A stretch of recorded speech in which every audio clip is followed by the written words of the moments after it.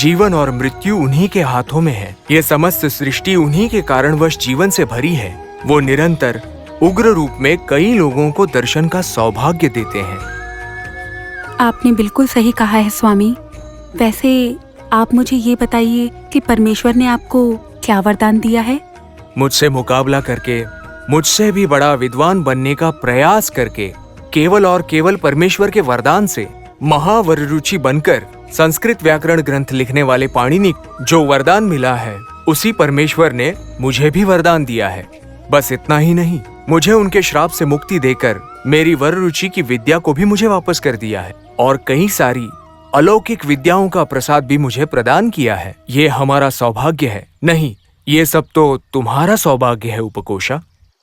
स्वामी, जो भी हुआ हमारी भलाई के लिए हुआ है। आगे जाके जो भी होगा उसमें भी हमारी भलाई है।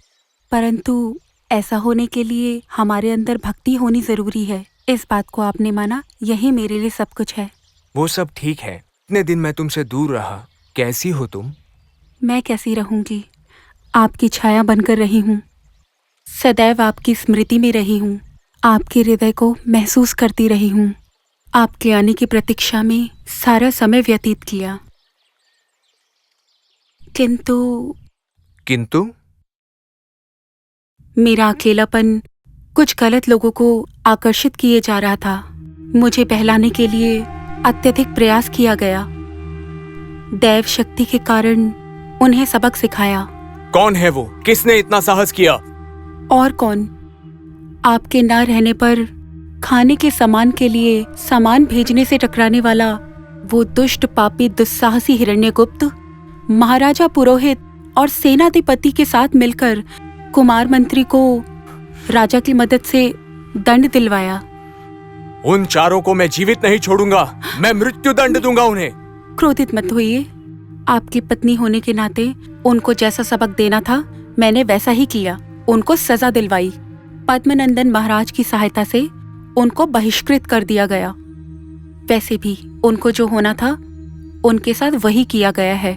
हमें केवल हमारे भविष्य के बारे में सोचना है। ठीक है, वैसा ही करते हैं।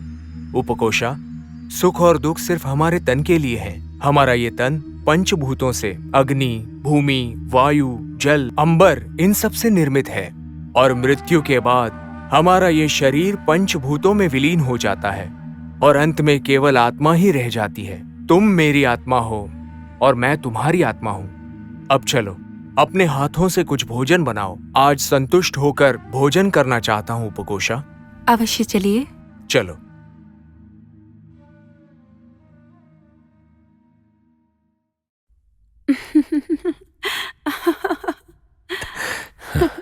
प्रणाम महाराज। हाँ? आपके दर्शन के लिए महावर रुचि और उनकी पत्नी उपकोषा आई हैं प्रभु। क्या कहा? वररुचि? शिव की तपस्या करके, शिव का आशीर्वाद पाकर अपनी अर्धांगिनी के साथ यहाँ पर आए हैं। जाइए और सम्मान के साथ उनका स्वागत कीजिए। जो आज्ञा प्रभु।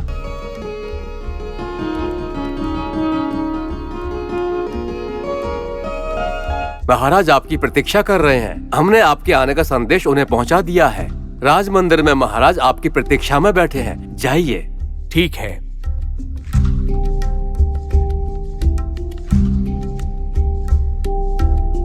पंडित वर्य जी, आसन पर विराजिए।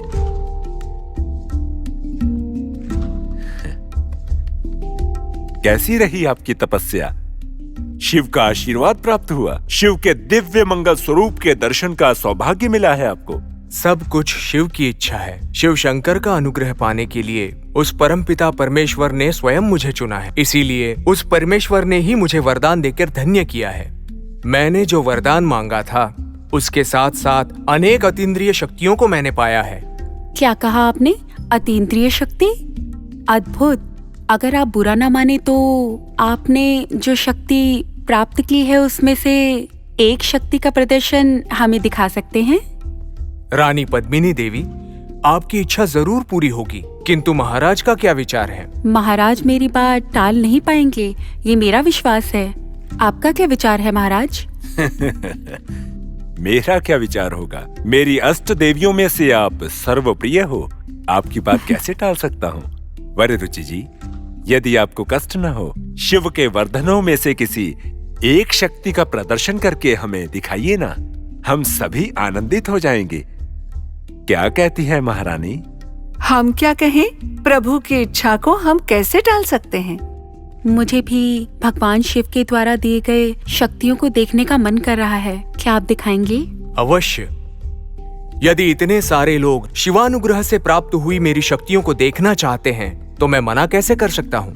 अब मैं यहाँ माया विद्या का प्रदर्शन करूंगा। मेरे चाहने पर मैं यहाँ से सब कुछ अदृश्य कर सकता हूँ। आहा, अद्भुत। वो शक्ति दिखाए ना। ओम नमः शिवाय, ओम नमः शिवाय, ओम नमः शिवाय। प्रभु, आश्चर्य की बात है। पंडित वर्य, वररुचि, कहाँ हो आप? कहाँ हो आप? मैं तो आपके समीप ही हूँ महारानी। एक बार मेरे समक्ष आकर प्रकट हो जाइए वररुचि। अद्भुत। आश्चर्य की बात है। एक बार और अदृश्य होकर दिखाइए ना। जैसी आपकी आज्ञा महाराज। ओम नमः शिवाय।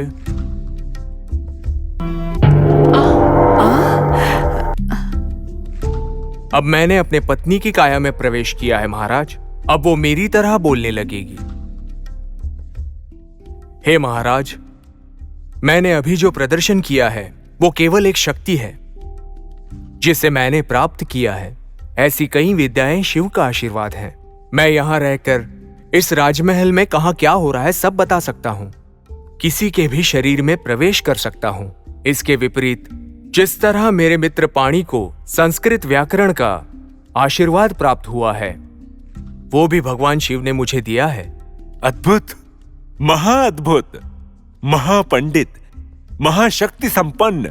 आप एक बार फिर से हमारे सामने प्रकट हो जाइए। वररुचि जी, आपने जो माया शक्ति का प्रदर्शन किया है उसे देखकर मैं प्रसन्न हुई। मुझे लग रहा है कि मैं भी एक शिष्य बनकर इन सारी विद्याओं को अच्छे से ग्रहण करूं। कृपा करके आप ये सभी विद्या मुझे सिखाएं। मैं जीवन भर आपकी ऋणी रहूंगी वररुचि जी। आप क्या कहते हैं महाराज? निसंदेह पंडित वर्य वररुचि जी, मेरी प्रिय की इच्छा पूरी करना आपका कर्तव्य है। आप क्या कहते हैं? जैसी आपकी आज्ञा महाराज। आज से आप हमारे राजमहल में ही रहेंगे।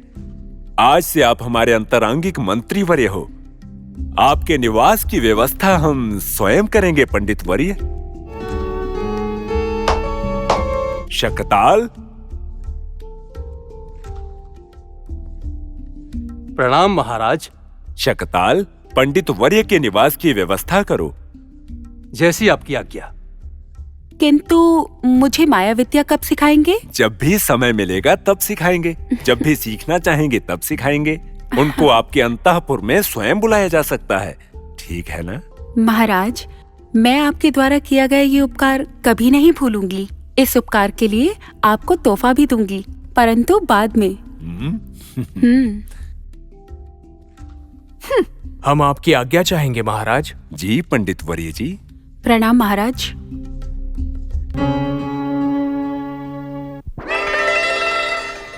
सभी लोग ध्यान से सुनिए।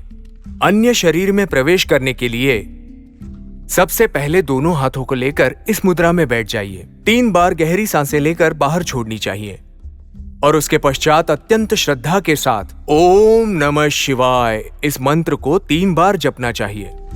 ध्यान से सुनिए सब। ओम नमः शिवाय, ओम नमः शिवाय, ओम नमः शिवाय। स्वामी, ओम नमः शिवाय।